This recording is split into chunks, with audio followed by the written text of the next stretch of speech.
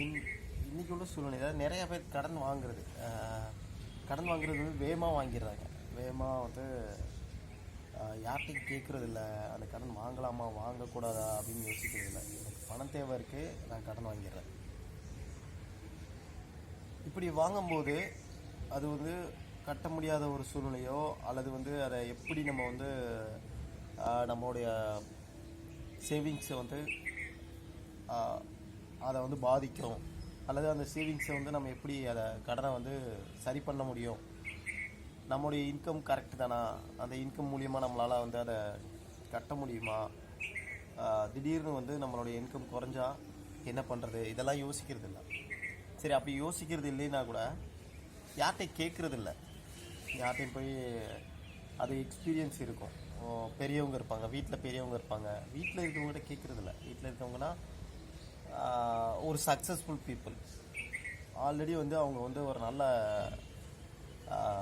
நமக்கு தெரியும் இல்லையா, அவங்க நல்ல நிலைமையில் இருக்காங்க, நல்லா வந்து அதை வந்து ரன் பண்ணிகிட்டு இருக்காங்க. அவங்க எப்படிப்பட்ட நபரானாலும் இருக்கலாம், நமக்கு பிடிச்சவங்க பிடிக்காதவங்க அப்படின்றதெல்லாம் கிடையாது.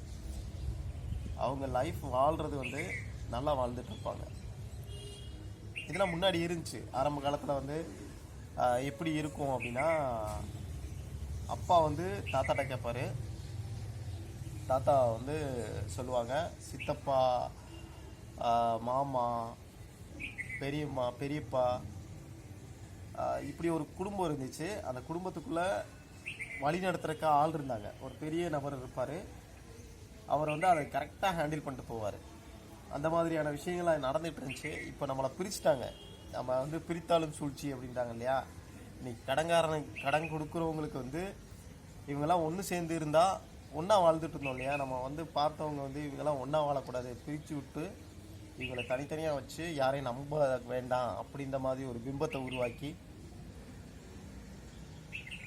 அதை வந்து பிரித்து இன்றைக்கி வந்து கடன் வாங்க வச்சு நிறையா ஸ்ட்ரகிளுக்கு காரணம் வந்து அந்த பிரித்தாலும் சூழ்ச்சி தான். எல்லா இதுலேயும் சொல்கிறேன். அது ஒரு டீமாக இருக்கலாம், அல்லது ஒரு வீடாக இருக்கலாம், அல்லது வந்து ஒரு ஆஃபீஸில் ஒர்க் பண்ணுற இடத்துலையா இருக்கலாம். எல்லா இடத்துலையுமே பிரித்தாலும் சூழ்ச்சி. இவர் எனக்கு பிடிக்கும், இவர் எனக்கு பிடிக்காது, இந்த ஒரு விஷயம் வேணும் வேணாம், இவர் எனக்கு சரியான விஷயத்த சொல்லுவார் சொல்ல மாட்டார் அப்படின்ற ஒரு கால்குலேஷனை கொண்டு வந்து நம்மளை பிரிச்சுறாங்க. ஒரு விஷயம் புரிஞ்சுக்கணும், அவருக்கு நமக்கு பிடிச்சிருக்கணும் பிடிக்கலாம் கிடையாது, இருக்கலாம், நம்ம பிடிச்சிருக்கலாம் பிடிக்காமல் இருக்கலாம், எது வேணாலும் இருக்கலாம். நமக்கு தேவையான விஷயத்த அவர் கரெக்டாக சொல்லுவாரா, அவ்வளோதான். இதை கவனிக்க வேண்டியது என்னென்னா, அவர் உண்மையிலேயே சரியாக தான் சொல்லுவார்.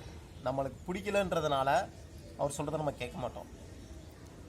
இப்படி இருந்தால் நம்ம அதிலேருந்து வெளியே வர்றதுக்கு கஷ்டம். அப்போ நம்ம ஒரு வீட்டில் இருக்கவங்க சக்ஸஸ்ஃபுல் பீப்புள்கிட்ட கடன் வாங்குறதுக்கு முன்னாடி இது வாங்கலாமா வேணாமா, இப்போ நான் வாங்குகிற கடன் வந்து எந்த ஒரு விஷயத்துக்காக, எதுக்காக நான் இந்த கடன் வாங்குகிறேன், அதை வாங்கினா என்னால் கரெக்டாக கட்ட முடியுமா அப்படின்றத கண்டிப்பான முறையில் நமக்கு தெரியாது, கேட்கணும். அப்படி கேட்டு பெரியவங்ககிட்ட கேட்குறக்கு அந்த சூழ்நிலை இல்லை, பெரியவங்ககிட்ட கேட்க முடியாது, கேட்குற சூழ்நிலை இல்லை அப்படின்னா அதுக்கு ஒரு மென்டார் வேணும், அதுக்கு ஒரு குரு வேணும். அந்த குரு சரியாக சூஸ் பண்ணிக்கணும். சரி, அப்படியும் ஒரு சூழ்நிலை இல்லை அப்படின்னும்போது பணம் வேணும், பணம் வாங்கித்தான் ஆகணும் அப்படின்னும் போது நம்ம தேட வேண்டிய விஷயங்கள், தேட வேண்டிய நபர்கள் வந்து அதுக்குண்டான அட்வைஸர்கிட்ட போகணும். மணி மேனேஜ்மெண்ட்டு தெரிஞ்சுக்கணும். மணி மேனேஜ்மெண்ட் தான் முக்கியம். நம்ம குழந்தைகளுக்கு சொல்லிக் கொடுக்க வேண்டிய ஒரு முக்கியமான விஷயம் வந்து மணி மேனேஜ்மெண்ட். மணி மேனேஜ்மெண்ட் சரியாக இருந்துச்சு அப்படின்னா மற்ற எல்லா விஷயங்களும் சரியாயிடும். 99% வந்து ப்ராப்ளம் எதனாலனா மணினால். ஸோ நம்ம வந்து பெரியவங்க இருக்காங்கன்னா அவங்ககிட்ட கேட்கலாம். அவங்களுக்கு நம்மளை பிடிச்சிக்கணும்னு அவசியம் கிடையாது, நமக்கு அவங்கள பிடிச்சிக்கணும்லாம் கிடையாது. நம்ம கேட்குற விஷயத்துக்கு அவங்க சரியாக பதில் சொல்கிறாங்களா, அவங்க சொல்கிறது நமக்கு நல்லது தானா, அவங்க சொன்ன வார்த்தைகளை கேட்கலாம், அதை கவனிக்கலாம் அப்படின்னு நான் பார்க்குறேன். இந்த விஷயங்கள் எல்லாமே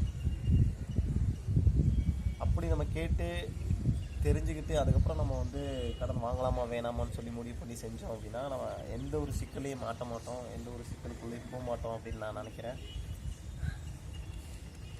இன்றைக்கி கடன் வாங்கி தத்தளிச்சுட்டு இருக்கவங்களுக்குலாம் இது சரியாக இருக்கும். இந்த மாதிரிலாம் செய்யாமல் இருக்கிறவங்களுக்கு தான் நிறையா ஸ்ட்ரகிள்ஸ் வரும் அப்படின்னு நான் பார்க்குறேன். இன்றைக்கி ஸ்ட்ரகிள்ஸில் இருக்கிறவங்களுக்கெல்லாம் இது புரியும் அப்படின்னு நான் நினைக்கிறேன்.